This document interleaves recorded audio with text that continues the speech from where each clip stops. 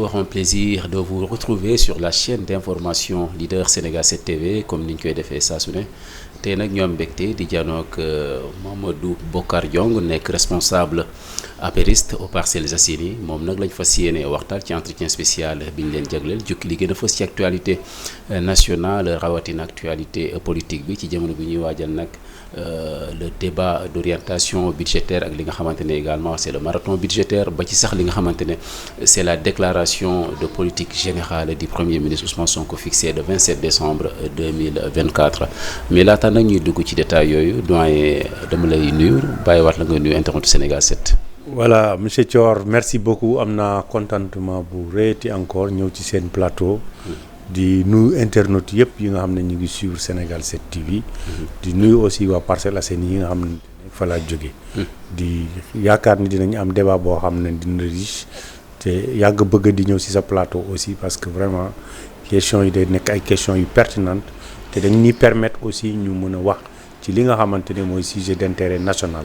Alors merci, on va entrer dans le vif du sujet wax d'abord ci l'actualité politique on va regarder un peu dans le rétroviseur wax parce que ku ne xam nga ne ci APR nga bokk l'Alliance pour la République ci Macky Sall bi nga xamante ne nekkoon na fi tête de liste d'une coalition tête de liste nationale ci élection législative bi ñu jógee Takku Wallu Sénégal bi mu nekkee tête de liste il y avait beaucoup de bruit beaucoup de spéculation est-ce que dina ñëw battre campagne est-ce que dina wàcc sur le terrain à l'arrivée ñu gis ne ñëwul alors il a été quand même élu député en tant que tête de liste waroon dem Assemblée nationale là aussi il y avait beaucoup de bruit est-ce que dina ñëw siéger à l'Assemblée nationale il a fini par écrire une note l'adresser au président de l'Assemblée nationale comme quoi que day démissionner bu ñu ubbee li nga xamante ne moom mooy la 15e législature bi alors nan nga jàngate tout ça le fait que mu nekk tête de liste ñëwul ñu élire que ñëwul alors qu'il y avait beaucoup de spéculation comme quoi que Macky Sall ñemewul teg tànkam ci Sénégal.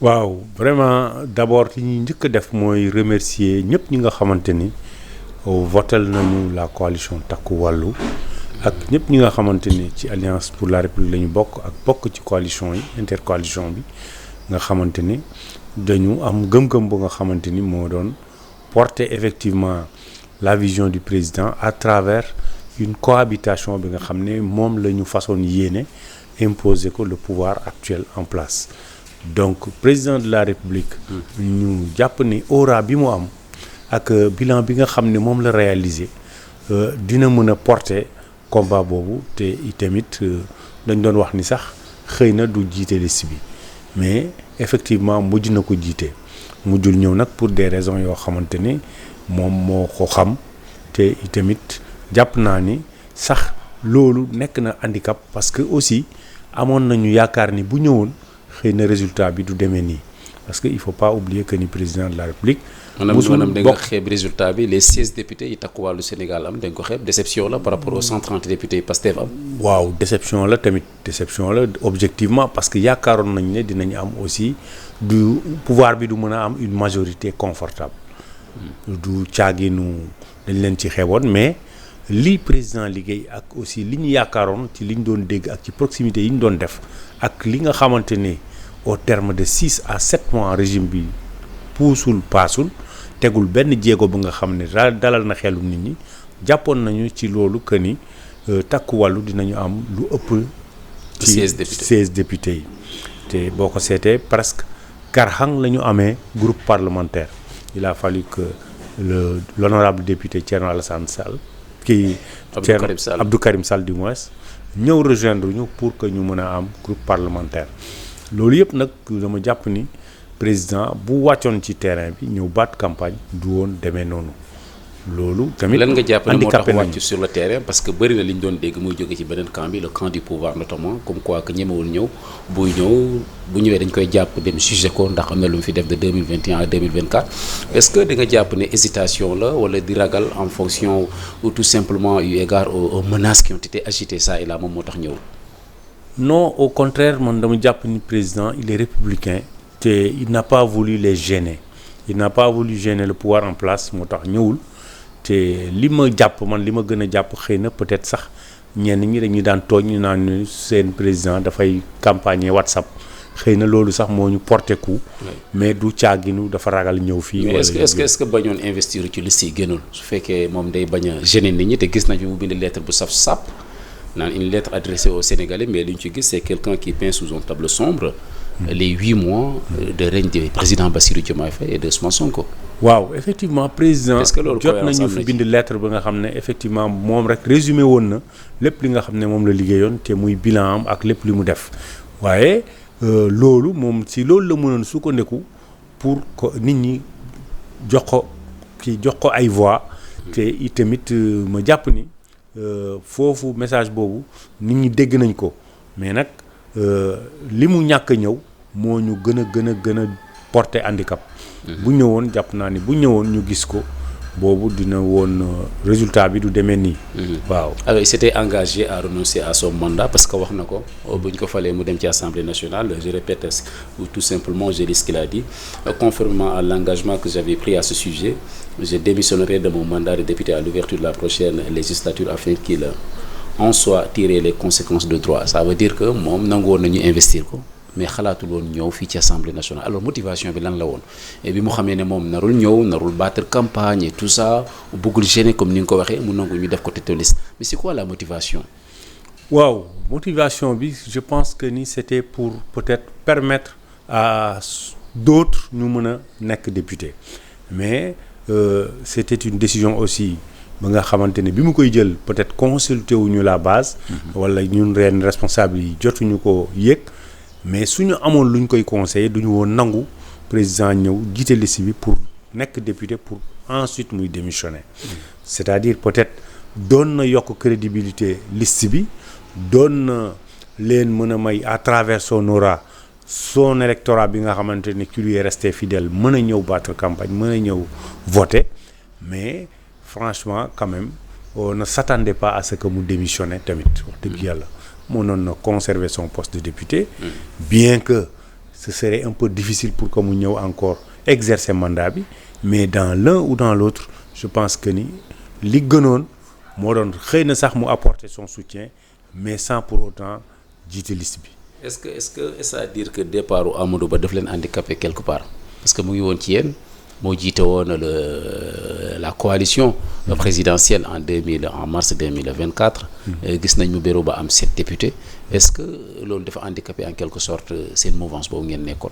bon vous savez en politique xëy na addition moo gën soustraction. départ bu mënte am dina affecter une coalition mais le départ de Amadou Ba daf ñu permettre de remettre les pendules à l'heure dafa permettre que lépp leer. parce que moom lépp leer ça veut dire quoi. waaw effectivement foofu laa bëgg a yegg si. moom au terme des élections de l'élection présidentielle ñi ko wër au lieu que ñu wax ko dëgg wala wax ko li nga xamante ni mooy réalité bi dañ ko gëmloo ni ko 35% yi nga am 34 virgule xaw ma 35% yi mu am moom loolu liggéeyam la méritam la or élection yi ñëw vraiment porter ko un sacré coup parce que jàpp naa ni benn département la gagné te itamit.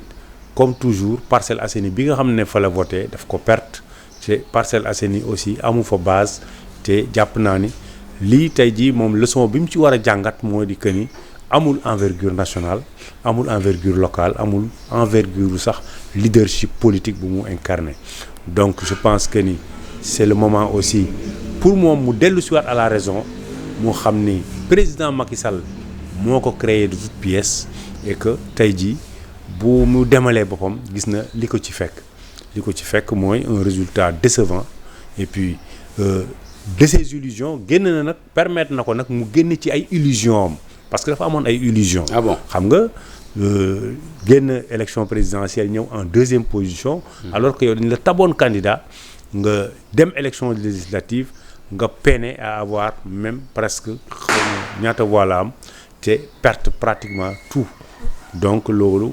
daf koy ramener à la raison et je pense que ni il ferait mieux comme certains ñëw rejoindre encore le camp de l'Alliance pour la République. Ah bon? Derrière le président Macky Sall moo leen ëppal sac moo leen ëppal sutura te moo leen di gën a dooleel.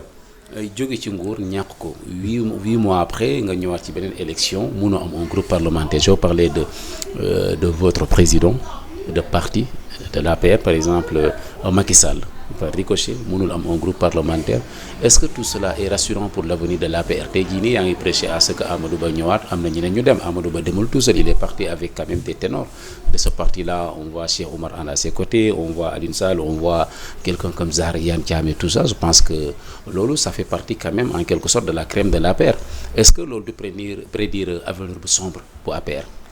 Bon, pour l'avenir de l'APR a un avenir, ça c'est évident parce que c'est un parti légalement constitué. Oui.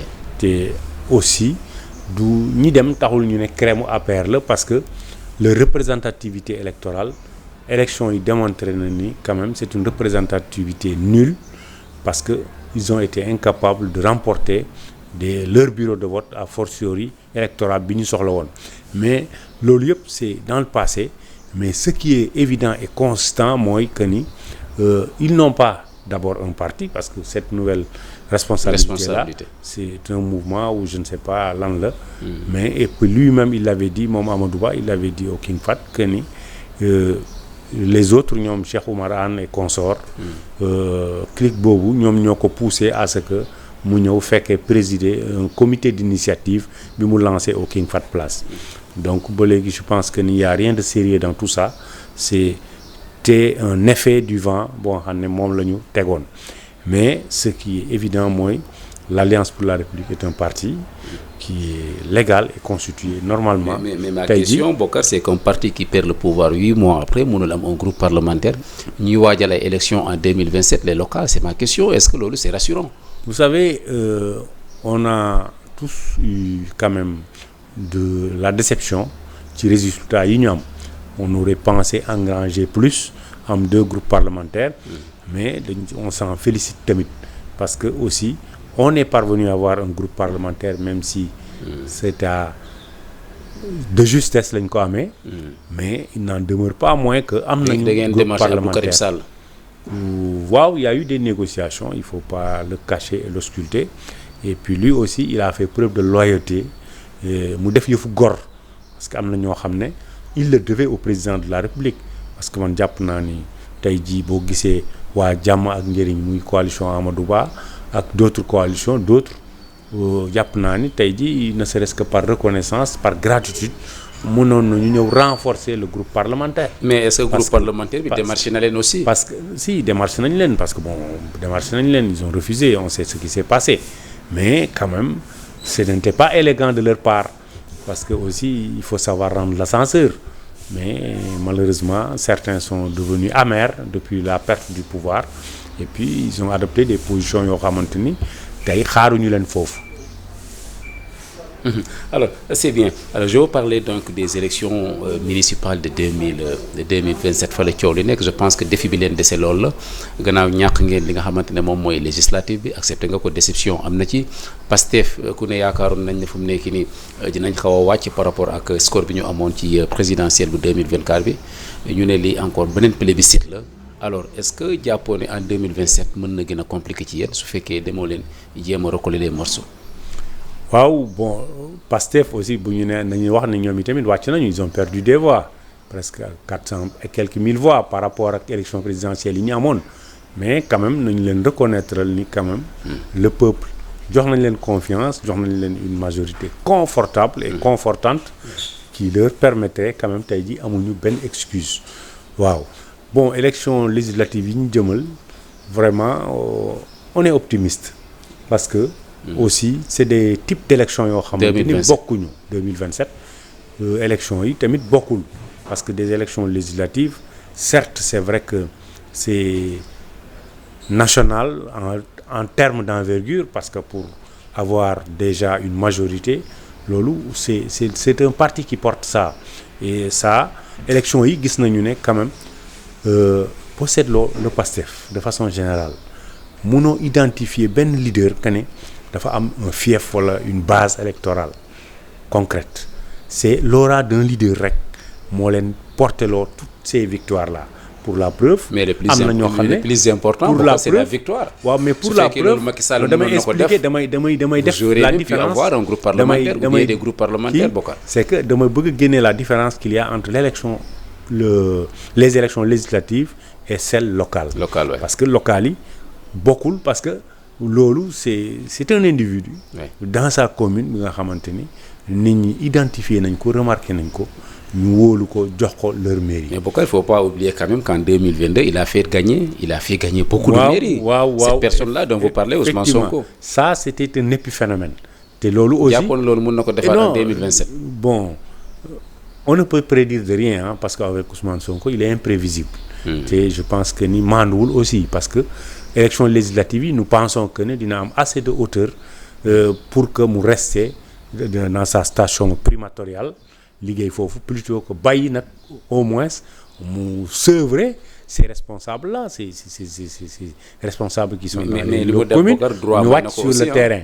waaw même droit bu ko mayee mais mën na porter ñi nga xamante ne amuñu aura amuñu base politique comme ni nga ko waxee je pense que c'est de bonne guerre mu def ko je pense que mais aussi la population aussi ne sera pas dupe parce que bu fekkee da nga dem élire un certain Samba Ndiaye ci dans une commune bu tudd Patar wala bu tudd Ngexoox je sais pas or que ni da nga gis Sonko pour élire ko là da ngay dóor sa loxo ci xeer yi parce que on a vu des communes yoo xam ne dañu éliroon des gens yoo xam ne c'était grâce à l'aura du Pastef de Ousmane Sonko que ñu fal leen di tey ji ils ont été incapables de produire quelque chose ils ont été incapables d'entreprendre quelque chose ils ont montré leurs limites loolu population bi aussi ñu ngi ciy bàyyi xel te jàngat nañ ci am nañ ci jàngat boo tax ñu yaakaar ni tey ji l'heure est à l'optimisme parce que aussi dans les communes il y a des personnalités il y a des gens yoo xamante ni dañu mës a am à cœur le développement local parce que aussi il faut pas oublier que ni élection la boo xamante ni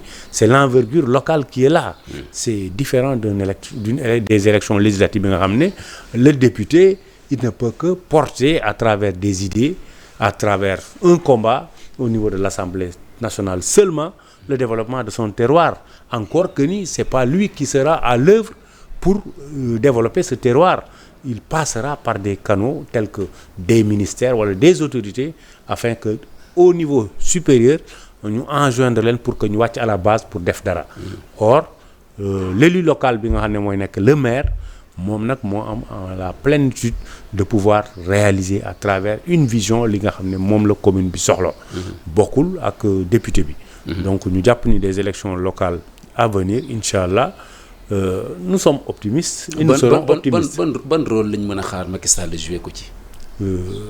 Bon parce que au moins là aussi gis nañ depuis 2022 ce qu'il est en train de jouer. je pense que le président rôle de locomotive est-ce que mën nañ xaar Macky Sall jouer ce rôle de locomotive là pour faire élire même des maires.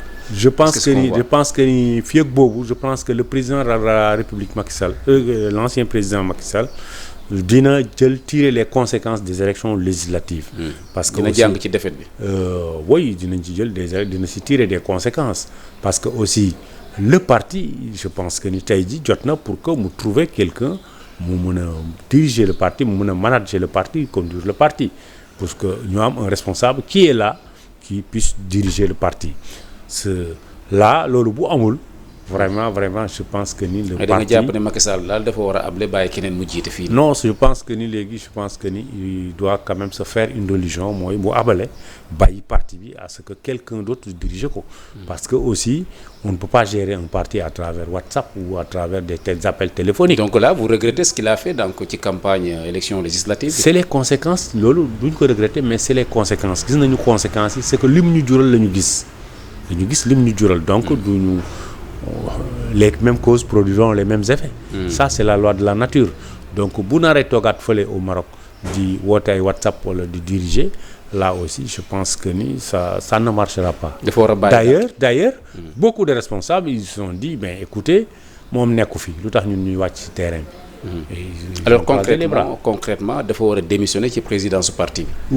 oui dafa war a démissionner ou bien mu nekk un président qui honorifique.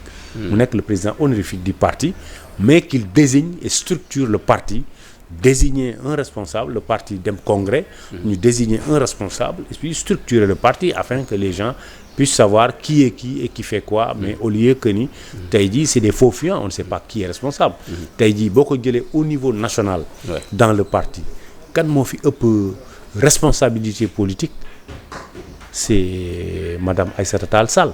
parce que qui est quand même moo nekk présidente groupe parlementaire bi. donc boo xoolee takku wàllu ou bien l'APR ou bien toute cette coalition l'APR proprement dit moo fi ëpp tey ji dayoo moo fi ëpp ndombal tànk politique or elle a son mouvement Oser l'avenir et le Oser l'avenir man dégguma benn yoon que dissoudre nañ ko ci biir APR a fortiori aussi APR dissoudre nañ ko ci Oser l'avenir donc il y a un imbroglio bi nga xamante ne lëndëmte bi nga xamante ni tey ji dans ce parti dama jàpp ni bu ñu deful attention c'est un parti qui va mourir de sa belle mort. Est-ce que bu Macky Sall démissionné ci présidence bi aussi mënul la précipiter vraiment comment dire encore tasu parti bi parce que am na ay partis yoo xam ne locomotive yi bu ñu fa jógee rek déjà c'est des partis qui vont. vous avez tasu parti bi. wala am nga koo xalaat ne bu Macky Sall démissionné woon ci présidence bi mën na porter le parti. bu tasu parti bi dama jàpp ni du question bu démissionné ci parti bi wala mu désigner kenn. tasu parti bi mooy en fait fi nga xamante ni tey ji kenn xamul foo jëm qui est qui et qui fait quoi. kan moo responsabilité. mais déjà ñu ngi ci situation boobu. waaw situation boobu nag effectivement moom laa jàpp ni bu perdurer fii ak élection locale yi ça va être catastrophique te jàpp naa ni peut-être aussi avant loolu dinañu trouver solution parce que aussi il y a des gens qui sont là ñu nga xamante ni ils veulent travailler pour le parti ils sont toujours engagés seen engagement mosul faillir. Tout à l'opposé de ñi nga xamante ni tey ji ils étaient dans ce parti parce que dañ ci amoon teraanga. Ils avaient des nominations donc ñooñu tey ji ñoo njëkk a dem. donc ils ont montré que ñoom intérêt moo leen tegoon dans ce parti président dafa am lu mu leen joxoon tey ji mënatu leen ko jox ils lui ont tourné le dos. C'est simple comme bonjour.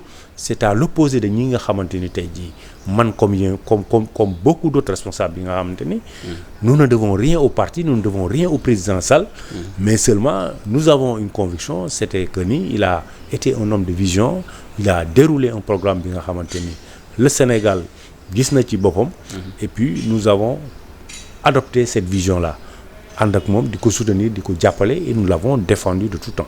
waaw alors très bien élection yi jeex ñu installé la 15e législature ci conditions yi ñu gis depuis le 2 décembre 2024 am un président issu de la majorité c'est tout à fait normal El Malick Ndiaye lay wuyoo am 41 ans El Malick Ndiaye bokk ci parti PASTEF bokk également ci groupe parlementaire PASTEF les Patriotes.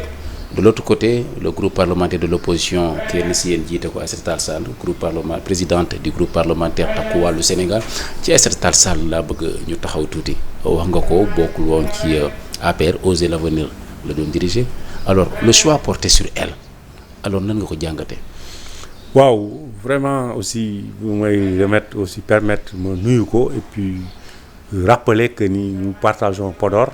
Nous partageons Podor, je suis de Podor comme elle est aussi de Podor et cela n'entame à rien li nga xam ne cër gi ñu koy jox parce que elle a été mairesse à Podor et puis aussi mu nekk une dame bu nga xam ne de valeur que au niveau mondial on reconnaît à travers les combats qu'elle mène et tout ça maintenant nag au niveau du parti de notre parti l'Alliance pour la République ce choix man je pense que à mon intime conviction c'est un choix bu nga xamante ni man ànduma ci parce que je me dis que ni quand même un apériste pur et dur aurait pu être à sa place parce que un apériste pur et dur Thérèse Faye a ngi foofu Abdou Mbow a ngi foofu Farba Ngom a ngi foofu ñooñu ñëpp ils auraient pu quand même être le président de notre groupe parlementaire parce que c'est de l'avenir d'un parti lay engagé or que ni je viens de le dire tout à l'heure elle a son mouvement muy Oser l'avenir or que ni Oser l'avenir man yéeguma fenn fu ñu ko dissoudre au sein de l'APR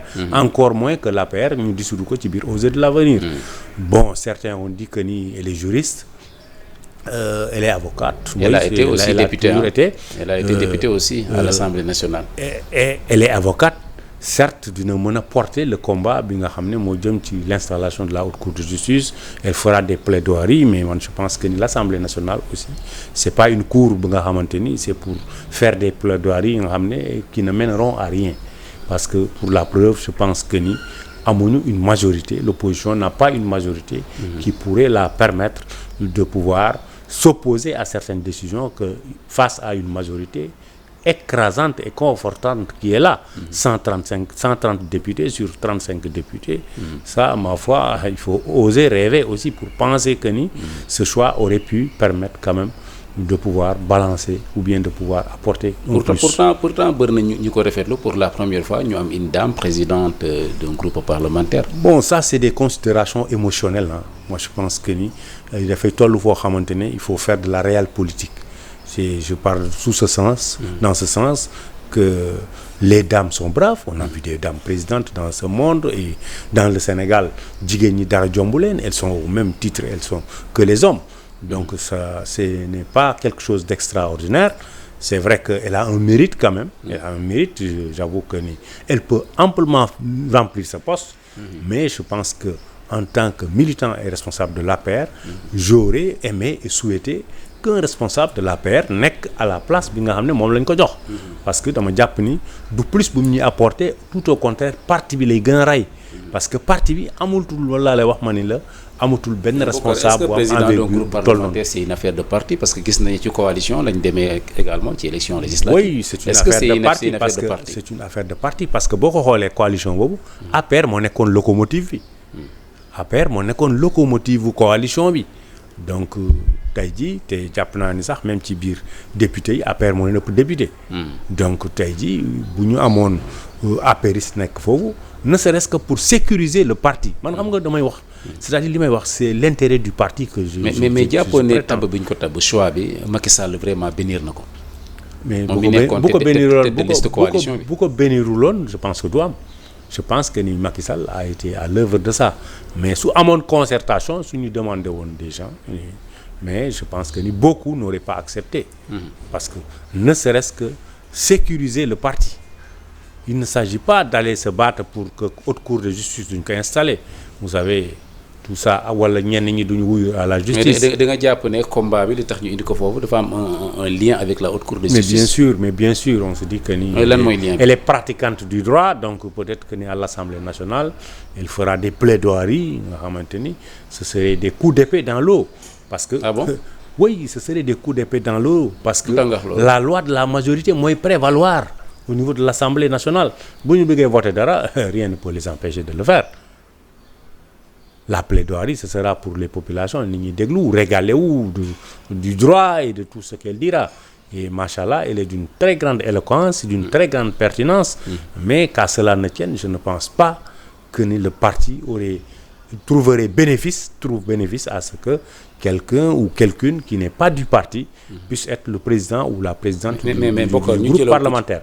Man, c'est à ce niveau que je le dis. Mais ce n'est pas sa personne qui m'intéresse, loin de là. Je comprends Boucar ma question ñu jëloon tey jii Abdou Mbow wala ñu jëloon Farba Ngom nga xam ne ci parti bi lañ nekk APR mais lan la doon changer ci configuration actuelle bi. Lan la doon changer.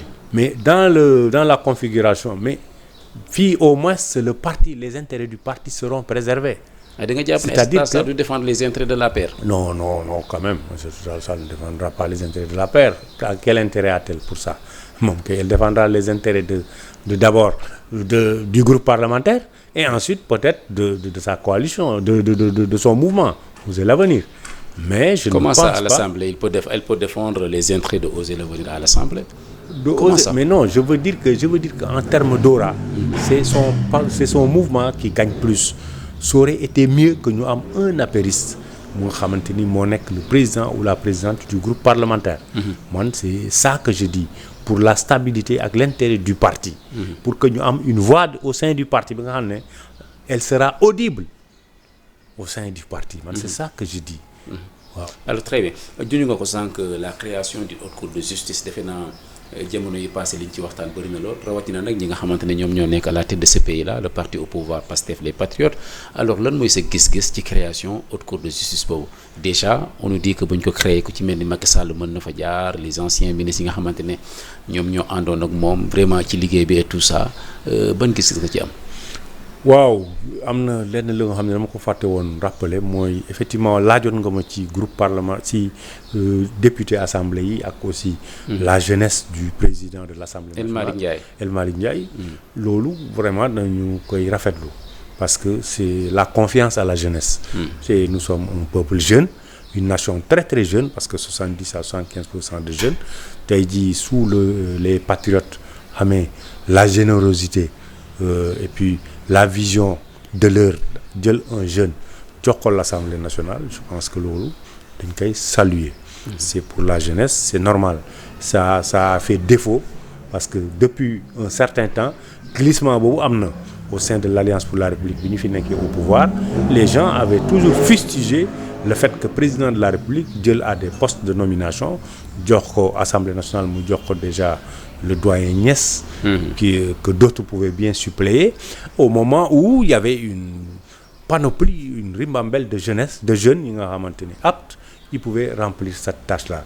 Tey jii l'heure est au jeunisme, c'est-à-dire que poste de responsabilité, ça fait toujours plaisir, même si on n'est pas dans ce régime, on ne partage pas leur vision.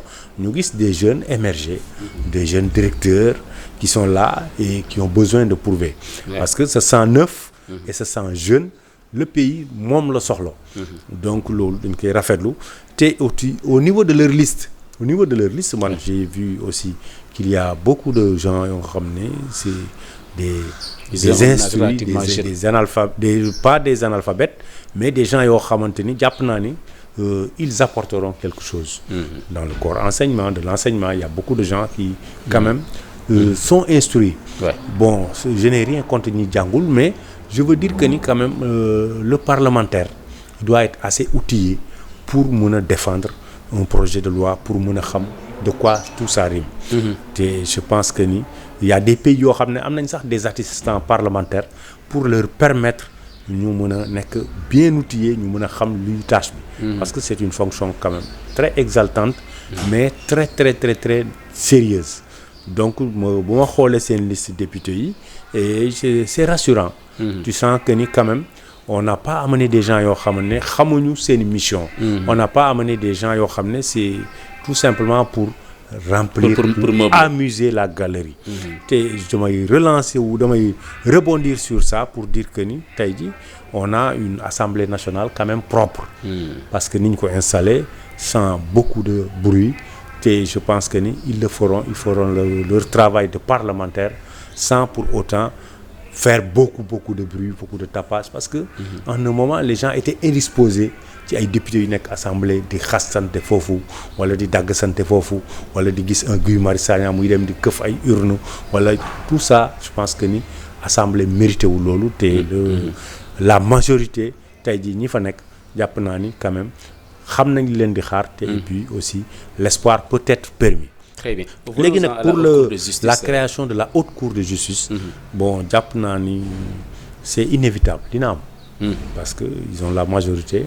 Et puis aussi. Mais est-ce que noonu nga ko bëgg justement lii non du question bëgg ko wala bañ ko bëgg. Il y a une grande majorité quand même des responsables de l'APR ñoom dañu jàpp ne menace la boo xamante ne vraiment mu ngi plané ci kaw Macky Sall mi fi nekkoon président de la République ministre yi mu àndaloon parce que dañu leen war a juger defe naa noonu la ko loi organique bi waxee.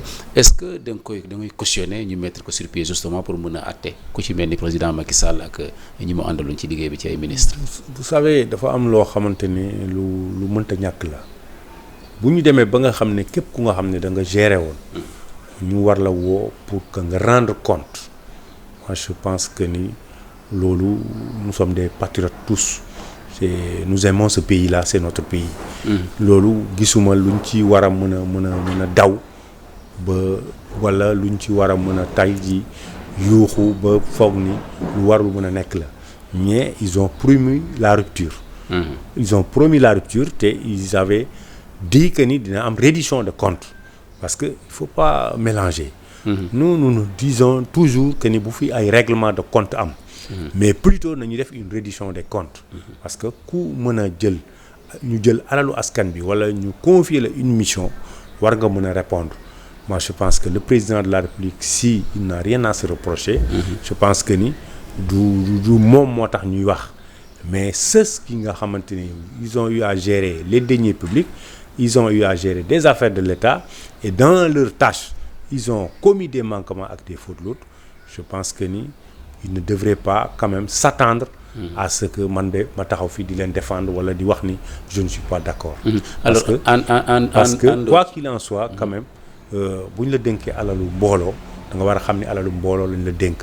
te y a des scandales yoo xam ne tey jii les gens en parlent Comme mais yan ça ne fait pas plaisir. comme yan par exemple. mais la dilapidation la voracité bi nga xam ne gars yi moom lañ def ci le foncier. gars yi maanaam ñi nekkoon ci APR. mais ça ne fait pas plaisir parce que am na loo xam ne aussi xel mënu ko nangu. loolu les présidents wax Mbourkat par exemple. non Mbourkat ou autre. mais au-delà de même ces responsables politiques yi nga xamante ni ñoo dilapider le foncier mais il y a le corps des inspecteurs des impôts et domaines ñi nga xamante ni ñoom itamit ñu ngi dilapider le foncier. Ça aussi je pense que ni le président tey jii ak son premier ministre quand il parle de jubanti xaw ma. ça ils doivent aussi xool dans leur corps de métier. muy le corps des inspecteurs des impôts et domaines ñoom itamit caxat-caxatee bi ñuy caxat-caxatee suuf si dafa jaaduwul au moment où ñu ngi taxaw évidemment j'ai bien salué en conseil des ministres bi ñuy waxi logements sociaux yi ils vont tout faire pour que les Sénégalais puissent en bénéficier. Mais au préalable il faudrait que ñu xool au niveau de leur corps de métier le corps des inspecteurs des impôts et domaines dilapidation foncière bi nga xam ne moom la ñu nekkee te kenn waxu leen arrêté. parce que boo ko xoolee la bande des filao là boo ko xoolee mais qu'est-ce qu'ils ont fait ils l'ont dilapidé ñoom yi nen ñoo ko dagg ñoo ko jël. te et puis ils ont délogé des populations yóbbu leen ailleurs. au moment où assiette foncière bi nga xam ne moom lañ leen alloué woon. ñoom ñu tëdd ci ces inspecteurs des impôts et domaines. et je suis sûr que le premier ministre ak le président de la République xam nañu loolu. en tout cas yàgg nañ ci jël mesure mettre nañ sur pied une commission. boo xamante ne dafay saytu lépp lu jëm ci surtout les constructions sur le littoral ak bépp construction boo xam ne dëppoo ak yoon je pense que c'est assez rassurant ou bien. loolu yëpp c'est bien c'est de bonnes intentions c'est bien dañ koy saluer haut et fort. mais encore que ni il faut aller beaucoup plus loin en amont il faut aller en amont. parce que aller en amont ce n'est pas normal que tey jii bu ñu waree attribuer une assiette foncière. que le corps des syndicalistes des impôts et domaines ñu attribuer leen li nga xamante ni c'est abusé c'est pour qu'ils en revendent ou bien pour qu'ils puissent s'enrichir. waaw mais nous sommes dans une ère de rupture. ñoom Sonko ñoom Diomaye dans le passé ce qui était là dans le passé. loolu la ñu ne il faut une rupture. systémique et ils ont dit systémique parce que il faut savoir que ni le terme systémique est très lourd. Systémique c'est-à-dire que lépp la ñuy raser. Tabula rasa. En termes de médecine, quand on dit que ça c'est systémique, ça veut dire que il faut tout changer. Donc, moi jàpp ni dans cette lancée que la ñu war a aussi arrêter ça parce que le problème foncier le président Macky Sall sax l'avait dit. moom si boppam ba mu nekk président xam na ni chaque jour il y a un problème foncier qui est là. Et puis aussi il faudrait que ñu am des lois opposables à ce que tous les Sénégalais puissent quand même bénéficier des terres. dëkk si mais que des gens plus avec voracité jël ay hectares sous tout simplement le prétexte que dañu nekk dans une position bu leen ko permettre. loolu je pense que il faut mettre fin à ça. alors li ñu dese ci temps Bokar bariwul on va aller très rapidement maintenant aborder le cas de Barthélémy Diaz moom tamit nekkoon député ci 15e législature bi. Il est passé d'une radiation à une révocation en un laps de temps en un temps record gis nañ ko démb rek bi mu bëggee dem ca mairie bu Dakar def fa conférence de presse ni ko takk der yi vraiment terto ci buntu mairie bi et tout ça dugal na recours pour contester en tout cas ñaari recours la radiation tout comme la révocation la situation de Barthélémy Diaz actuellement ban jàngat nga ci am. jàngat bi ñu ci am je pense que ça va ma réponse va vous surprendre mais mënuñu lu yërëm ko rek am de la compassion. Parce que c'est quand même aller vite. Et puis on ne s'attendait pas à ça. Diaz qui était bouillant et fougueux tey jii se retrouve presque de héros à zéro. sànq ne nga bëgg nga reddition des comptes mais bëggoo règlement de compte. Oui. Alors lu muy dund actuellement règlement de compte la wala lan la au juste. xam nga mënuma ko tuddee règlement de compte. Dès lors que ni c'est la loi qui a été brandie et tout le monde dit que c'est l'article 277. qui ne le permet plus d'être député, encore moins de perdre encore son poste de maire. Donc, boo ko xoolee on nous impute la responsabilité, le régime précédent. la ñu imputer la responsabilité que ni amoon na la prérogative aussi de faire ce que tey jii li ñuy def. te là où par exemple le premier ministre actuel doon ko notifié wax na ko fi moom dans ses VAR vous voyez que ni il dénonçait ça. Il disait que ñoom duñu nangu loolu. tey jii nag qu'est-ce qui a changé c'est ça le problème. mais il n'en demeure pas moins que ni c'est toujours la loi qui est là. parce que am na ay antécédents yoo xam ne dox na seen diggante. Ça moi je pense que c'était dans le combat politique te ay doomu ndey lañu comme il se réclamait. te en son temps ay doomu ndey lañu woon. contre Macky Sall. Donc tey jii si la politique aussi dans ces jeux. xam nga la politique aussi on dit que les amis d'autrefois peuvent être aujourd'hui les ennemis d'aujourd'hui. Et l'exercice du pouvoir a sa réalité. te la politique aussi on ne le fait pas avec enfant de cœur. tey jii le Sonko qui était là dans l'opposition n'est plus un enfant de cœur. Pour la preuve gis nga ko mu ngi arrêté lu des gens yoo xamante ni ils l'ont diffamé dans ses droits et puis c'est plus le Sonko qui est là qui est dans un sentimentalisme wala quoi que ce soit. C'est dommage que ni c'était des grands amis. Et c'est dommage que ni tey jii ils en arrivent là. Et je ne pense pas que ni quand même ay règlement de compte là ou quoi que ce soit.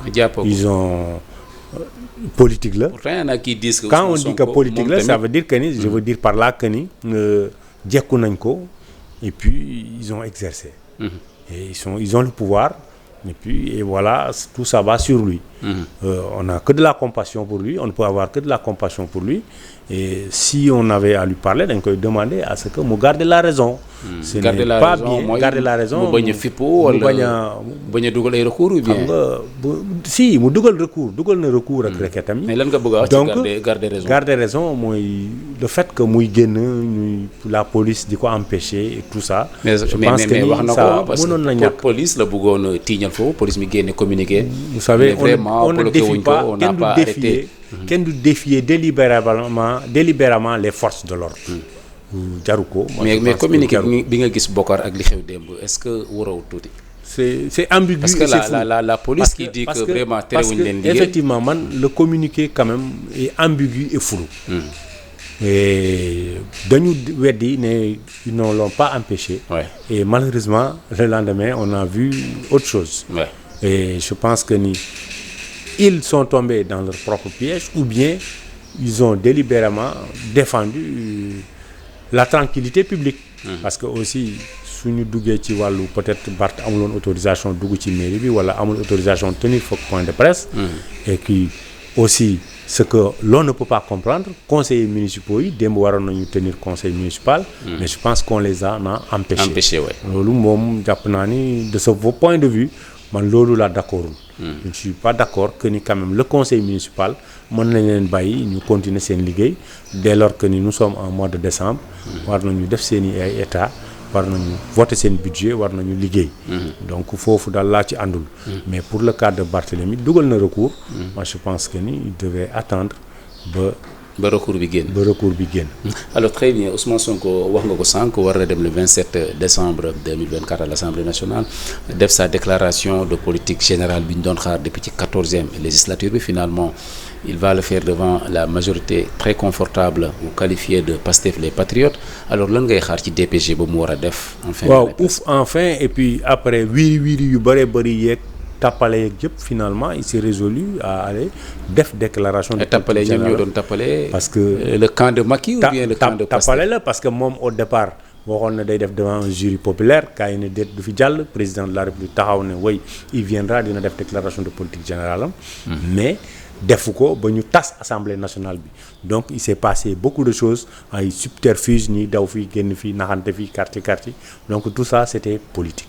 Mais la réalité de la constitution bi demandé nga xamante ni le premier ministre war na def sa déclaration de politique générale te mu d'accord ni dina ko def le 27 ça on dit c'est très bien bravo enfin il est venu mais il a atteint ses objectifs parce que aussi il avait su que ni bu demee devant une assemblée nationale bi nga xamante ne amuñu fa une majorité.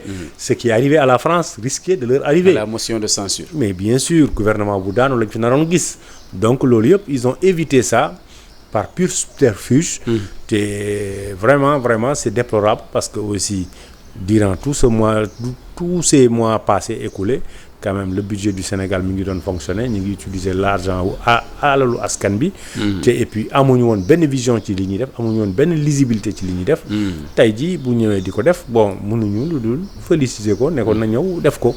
Bon c'est vrai que il fera face à une majorité écrasante. Une majorité mécanique dina ñëw dérouler wax ba xabaabal wax lu ko neex et puis nous on appréciera. wala présenter les grandes lignes du gouvernement. waaw présenter les grandes lignes du gouvernement c'est république, c'est dans la tâche républicaine, c'est normal ñu ngi koy xaar foofu. C'est vrai que ils ont un programme pour 2050 mais ñu ngi xaar effectivement le président le premier ministre ouais. À travers sa déclaration de politique générale qu'est-ce qu'il va nous dire encore. Qu'est-ce qu'il va nous dire et puis ñu am yaakaar ni quand même cette fois-ci ce sera le bon. Parce que ils ont beaucoup promis, les gens ont beaucoup attendu. Le problème du chômage est là ñu gis dinañu apporter peut-être des solutions concrètes. Dinañu apporter des alternatives, dinañu entreprendre. Parce que tey jii les Sénégalais lu ñu xaar ak lu ñu gis mooy un gouvernement qui entreprend nga xam ne day poser ay jalons day poser ay actes. te de ce point de vue je pense que foofu la ko ñëpp di xaaree. Les gens ont besoin de savoir. bëgg nañu xam nit ñi bëgg nañu xam en réalité te xam boobu. foofu lañ koy xaar mu ñëw indi loo xamante ni mooy effectivement décalé wu ci rupture systémique bi nga xam ne moom la ñu bëgg. loolu vraiment dina am solo parce que nous aimons ce pays là ñu ñëpp pays bi lañ bëgg mais bu fekkee ne dañuy liggéey ñu gis mais on sera avec le peuple on dira d'accord li lañ bëgg mais bu fekkente ni ay promesses yi neen la. te vraiment c'est 8 mois yi passé ni jusqu'à présent gisaguñu dara lu leer. lu concret. Ils ont voté le budget ñu ngi ci voté budget yi c'est vrai il y a des réductions drastiques bon au niveau de la primature au niveau de la présidence. Encore que ni il y a des fonds secrets yi nga xamante ni la caisse noire ak yooyu ñu doon wax. ba léegi waxuñu ci yeeyuñu ci yàbbiwuñu ci. yooyu tamit il faut pas l'occulter parce que ñoo ko fi waxoon ñu ne dafa araam. Donc yooyu yëpp. jàpp nañu ne bu ñu fàtte ni sénégalais yi ñu ngi leen ci bàyyi xel. C'est vrai sénégalais yi ñoom ils ont bon dos. Ils peuvent se dire de toute façon ils nous ont donné la majorité. Mais ay li yoon bu mu nekk une majorité bu ñuy fooyee. nit ñi bu ñu la yaakaaree waru tas seen yaakaar. de jàpp naa ni le premier ministre doit être dans cet esprit là. Qu'on ne vient pas nous dire des choses yoo xamante ni duñu ko def. Encore moins des choses alambiques. Mais nañu ñëw wax dans le concret parce que. Les Sénégalais sont fatigués. tey jii ñëpp sonn. dëkk bi dafa metti te yaakaar gi ñu mën a am rek mooy ci ñoom la nekk te ils ont vraiment tout yàlla def na ni seeni ayo. fekk na ay bu neex la fekk pétrole bi génn na. te bientôt gaz bi ñu jublu ci gaz bi nee nañu reporté nañ ko en 2025. exploitation gaz bi nekk entre le Sénégal et la Mauritanie. Et la Mauritanie tuuti ayim. ba tey 2025 yàggatul d'après ce que l'entreprise BP a signalé. Waaw, on a beaucoup parlé sax temps yi de l'entreprise BP et de beaucoup de choses. Mais je pense que ni na sotti rek moo ëpp solo. moo ëpp solo nañu dem dans le concret nañu dem dans la rapidité. li le président Macky Sall doon def le fast track. tey jii ñoom ñoo nekk ci fast track. parce que espoir bi ñu porteloo à la jeunesse mu leen di yaakaar loolu dama jàpp ni tey jii ils n'ont pas le droit de faillir. Jeunes yi ils attendent du travail. Les Sénégalais parents yi ñu ngi xaar que ni seeni doom bañ a yéeg ci gaal yi di dem di barsax wala di dem di dee ci géej gi. loolu parents yaa ngi leen di xaar y a des secteurs yoo xam ne tey jii ñu ngi sooxee y a la pêche y a l'économie y a l'industrialisation. loolu mu des emploi y a le secteur privé qui bat de l'aile. Et au niveau de la presse encore y a vraiment des groupes de presse qui tey jii sous personne ne sait. Comment se fait-il que tey jii ñu bëgg a tax ñi tey jii bokkuñu ci. donc il y a beaucoup de choses yu nga xam ne tey jii compliqué na te ñoom am nañu luñ ci war a indi. parce que buñ la gëmee dafa fort. te je pense que ni tey jii le peuple a espoir ak ñi da ngay dégg nit ñi naan ak ñi xëy na du demee noonu non ñii dinañ ko def. donc tey jii vraiment seen kanam sama seen ginnaaw bandang le premier ministre na ñëw. mu wax dans le concret. mu tenir des promesses qu'il tiendra. parce que loolu tamit am na solo c'est bien beau que des techniciens ou je ne sais quoi viennent defal la des discours rhétoriques. des discours yoo xamante ni plein de chiffres ak plein de bonnes intentions. or que dans l'action politique. c'est n'est pas réalisable. Takku Wallu est là-bas pour contrôler l'action du gouvernement defe naa lu mu fay wax dina ko xam parce que quand on a Aïssata Tall Abdou Mbow devant toi et Abdou Karim Sall et consorts là on peut avoir l'espoir quand même qu'ils vont faire le travail qu'on attend. Je pense le contrôle de l'action gouvernementale. Des députés républicains des députés qui seront dans la contribution, ils apporteront leur idée, dinañu indi lu ñu xalaat. Mais que quand même je pense que ni dans le groupe aussi parlementaire du PASTEF. xëy na am na fa ñoo xam ne ñu ngi mel ni comme le député du peuple. Guy Marius Sagna. peut-être bu ñu gisee des couacs wala du ñu gisee loo xamante ni lii jëmul kër. dinañu am aussi le courage de le dire. et c'est bien beau que parfois aussi déglu naa sax d'autres députés du PASTEF qui disent que ni ñoom ils seront là pour le peuple. et on les attend à l'exercice. merci beaucoup Bokar, temps bi jeex na ma bàyyi la nga placer en quelques secondes le dernier mot. waaw vraiment merci beaucoup monsieur Thior dama lay remercier ci opportunité bi nga ma may ñëw aussi di plancher di discuter ci des sujets d'intérêt national ak des sujets d'actualité loolu lañ la ciy gërëm di remercier aussi suñu waa Parcelles yi nga xamante ni dinañu suivre émission bi di remercier sama benn xarit bopp Adama Cissé ak aussi ñoom Rasoul Sy ak aussi Cheikh Oumar Cissé vraiment di la remercier bu baax a baax aussi ci invitation bi te lépp lu ñu wax lu ñu jàpp ni sunu engagement la pour le peuple et aussi loolu moo tax ñu wax ko parce que jàpp nañu ne y a rien qui vaille que le peuple. Le pouvoir c'est le peuple, la gouvernance c'est le peuple c'est le pays, le Sénégal c'est le peuple. Merci beaucoup Bokar di la sant di la gërëm yow tamit vraiment di la remercier bu baax a baax parce que à chaque fois que de besoin buñ la soxla woola dañ ñu koy yombalal ñëw tey suñu plateau bi waxtaan ci dal vraiment joxe vraiment li nga xamante ne moom mooy sa appréciation ci actualité politique bi ñu koy saluer à sa juste valeur di sant également di gërëm les internautes yi nga xamante ne ñoom ñoo ñu doon suivre dans cet entretien spécial fii ci Sénégal 7 di sant également di gërëm toute la régie Tuuti Mbeng ak Babacar moo am ci liggéey bi mbokk yi nag ñu leen di jox dig daje ci beneen entretien spécial fii ci Sénégal 7 jaa ngeen jëf.